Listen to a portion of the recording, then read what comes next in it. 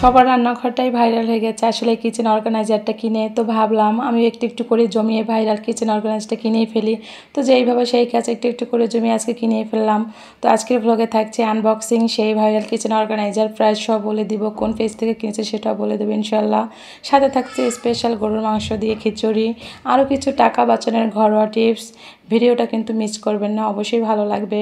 আপনারা আমার সবাই সাথেই থাকুন। তো প্রথমে আপনাদের সবার কাছে ছোট্ট একটা রিকোয়েস্ট রাখবো, যারা যারা আসলে আমার ভিডিওটা ক্লিক করেছেন প্লিজ একটা লাইক দিয়ে ভিডিওটা কন্টিনিউ করবেন।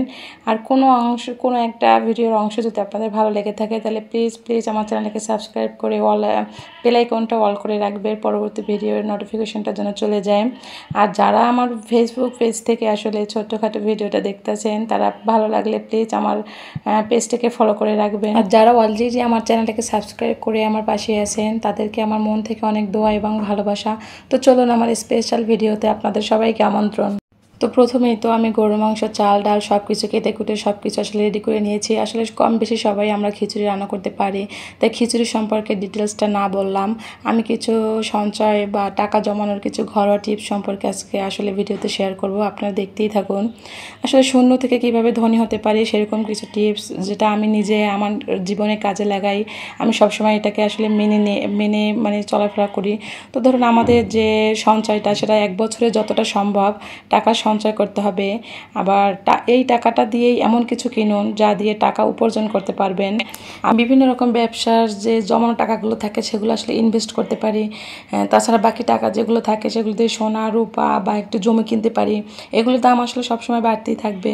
এভাবে বুদ্ধি করে চললে দেখবেন কিছুদিনের মধ্যে আসলে আপনারা অবস্থা পরিবর্তন হচ্ছে এবং আপনি ধনী হতে শুরু করবেন ইনশাল্লাহ। আমরা যারা মধ্যবিত্ত তাদের আসলে প্রয়োজনীয়তার ভিত্তিতে খরচ করতে হবে। আপনি হয়তো বলবেন যে কই আমরা তো প্রয়োজনভাবেই খরচ করি। তো আমি বলবো যে না, আমাদের সবচেয়ে বেশি খরচ হয় কম প্রয়োজনীয় জিনিসের উপর খরচ করে। আপনার যে বেসিক যেটা খরচ হওয়ার কথা মাঝে মাঝে আসলে আমরা তার বেশিও অনেক খরচ করে ফেলি। ধরেন জামা লাগবে দুইটা চারটা, আমি কিনে ফেলি 20টা। আমার 20টা জামা আছে, এখন আরও 2টা ভালো লেগে গেছে তো আমি এটাও কিনে ফেলেছি। তো আমার বাসায় সোফা ঠিক আছে কিন্তু দেখতে একটু কেমন কেমন লাগছে, আমি চেঞ্জ করে ফেলেছি। আবার টেলিভিশনটা আগের চাইতে একটু পুরনো হয়ে গেছে, আমি আরও একটা বড় টেলিভিশন কিনে ফেলছি কিস্তিতে।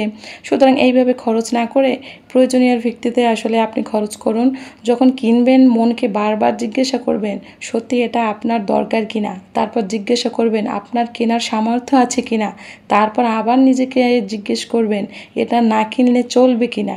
যদি না কিনলে চলে তাহলে গুড বাই বলুন, কারণ আপনার অল্প আয়ে আপনাকে ভালো থাকতে হবে। সুতরাং টাকা ইনকাম করা যতটা কষ্ট, টাকা সঞ্চয় করা আসলে তার থেকেও অনেক অনেক কষ্ট। কম খরচ করা এটা আরও বড় কষ্ট। তো আপনাকে অনেক কিছু ভেবেই আসলে নিজের চাহিদাকে স্যাক্রিফাইস করতে হবে। তাছাড়া আমরা যেটা আয় করি আসলে সেখান থেকে কিছু একটা অংশ সঞ্চয় করার অভ্যাস করতে হবে। যদি 1 টাকাও আসলে হয় সেটাও আমরা সঞ্চয় করতে হবে, কারণ আপনি দেখবেন আপনার যেটা আয় সেটা কি সমান সমান খরচ হচ্ছে, তাহলে আপনি মনে করবেন আপনি বিপদের কিনারায় আছেন। আবার যদি বলেন আপনি দেখেন আপনার আয় হচ্ছে 30,000 টাকা কিন্তু আপনি আসলে খরচ করে ফেলছেন 30,500 টাকা, আপনি কিন্তু বিপদের মধ্যে পড়ে গেছেন। যারা সমান সমান আছেন অথবা বেশি খরচ করে ফেলছেন তাদের প্রথমের কথা হচ্ছে একটু নিচে নেমে আসুন। 1 টাকা হলেও সঞ্চয় করুন, কারণ আজকের সঞ্চয় আপনার আগামী দিনের ভবিষ্যৎ। তো আমাদের সবারই আসলে উচিত কম বেশি সঞ্চয় করা। আমরা যারা নিম্ন মধ্যবিত্ত ফ্যামিলিতে আছি তারা যদি মাসে 30,000 টাকা খরচ করে ফেলি তাহলে সেখান থেকে একটু কমিয়ে নিচে নামতে হবে আমাদের। আসলে যদি 2,000 টাকা সেভ করতে পারি তাহলে 28,000 টাকায় মাসটা চালাতে আসলে পারি। আবার যারা 20,000 টাকা আসলে মাসে খরচ করে তারা একটু বুদ্ধি খাটিয়ে যদি কষ্ট করে 2,000 টাকাটা সেভ করতে পারি তাহলে 18,000 টাকায় মাসটা কোনো রকমভাবে ম্যানেজ করতে পারি। তো কষ্ট তো হবেই, তবু কষ্ট করে আসলে আমাদের সম্বলটা তৈরি করতে হবে। বিপদের বন্ধু হবে এগুলা, আমাদের ছোটোখাটো স্বপ্ন পূরণ করবে ইনশাল্লাহ। এরকম ছোটোখাটো টিপস আমি আসলে মেনে চলি। তো আজকে আসলে আপনাদের কাছে আমি অনেক কিছু শেয়ার করলাম, কার কেমন লেগেছে। যারা এখন পর্যন্ত আমার ভিডিওটা একটা লাইক দেননি প্লিজ একটা লাইক দিয়ে ভিডিওটা কন্টিনিউ করবেন আর ছোট্ট একটা ভালোবেসে কমেন্ট করে জানিয়ে দেবেন। তো এখানে আমি আসলে অনলাইনে কিছু অর্ডার করেছিলাম, সেটাই আপনাদের সামনে আসলে আনবক্সিং করেছি। তো এটা আসলে অন্য আরেকটা পেজ থেকে আমি নিয়েছি, ভেবেছিলাম কিছু আর্টিফিশিয়াল ফুল, এটা আমার অনেক দিনের স্বপ্ন ছিল এরকম কিছু ফুল আমি আমার কিচেনের জন্য বা আমার রুমের জন্য আসলে নিয়ে আসব।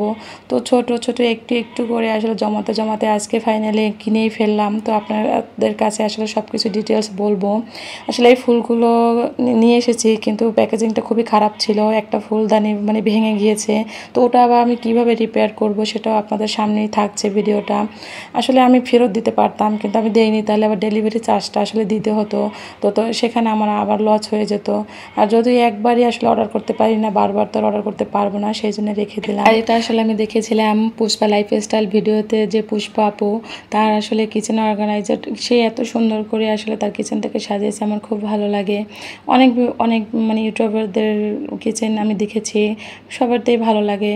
তবে তার কাছ থেকে আমি অটোমন বাংলাদেশের পেজ, এটার নাম শুনে তারপর আমি এটা অর্ডার করেছিলাম আসলে। তো খুব সুন্দর একটা প্রোডাক্ট, প্যাকেজিং খুব ভালো ছিল। তো দুইটা আসলে আমি 1200 টাকা, মানে টোটাল আমার 1400 টাকা খরচ হয়েছে, 200 টাকা ডেলিভারি চার্জ। আর দুটো কিচেন অর্গানাইজার কিনেছি 1200 টাকায়। আর এই বক্সগুলো এসে আলাদা আলাদা করে 200 টাকা মানে করে কিনেছি। তো টোটাল আমার কিচেন অর্গানাইজারটার মানে খরচ হয়েছে 1400 টাকা। আর কিছু আর্টিফিশিয়াল ফুল আমার খুবই দরকার ছিল, যেহেতু আমি ছোটোখাটো একটা মানে ইউটিউবে চ্যানেল খুলেছি। এটা আসলে আমার একটা মানে নিজের একটা স্বপ্ন পূরণের একটা রাস্তা বলতে পারেন। আমি যখন শুরু করেছি, তো যেহেতু 5000 টাকায় ভাড়া ফ্ল্যাট বাসায় আমি থাকি, ছোট্ট একটা কিচেন আছে, একটু রান্নার ভিডিও করার জন্য আমার কিছু একটু সৌন্দর্যটা আসলে লাগে, সেই জন্য খুবই অল্প সামান্য কিছু মানে কিনে ফেললাম।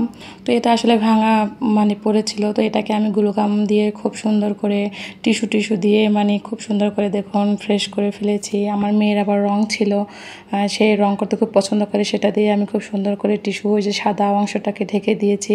তো এরকম করে আসলে আমি রিপেয়ার করে এটাকে নিয়েছি, যেহেতু আমার খুব কষ্ট করে জমানো টাকা দিয়ে এটাকে কিনেছি।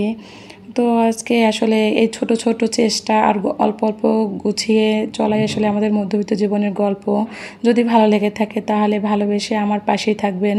তো আজকে আসলে এই পর্যন্তই, দেখা হবে নতুন অন্য কোনো ভিডিওতে। যেহেতু জিলহজ মাস সামনে, ঈদুল আজহা, সেহেতু সবাইকে আসলে আমার মন থেকে একটা জিনিস খুব বলতে ইচ্ছে করেছে, যে এই মাসে আসলে ফজিলতপূর্ণ আমল, আল্লাহু আকবার, আল্লাহু আকবার, লা ইলাহা ইল্লাল্লাহু, আল্লাহু আকবার, আল্লাহু আকবার, ওয়ালিল্লাহিল হামদ, এরকম ফজিলতপূর্ণ আমল আমরা আসলে বেশি বেশি করব। আর সবাইকে অগ্রিম আসলে ঈদুল আজহার শুভেচ্ছা, ঈদ মোবারক। দেখা হবে নতুন আরেকটি ভিডিওতে। আল্লাহ হাফেজ, আসসালামু আলাইকুম।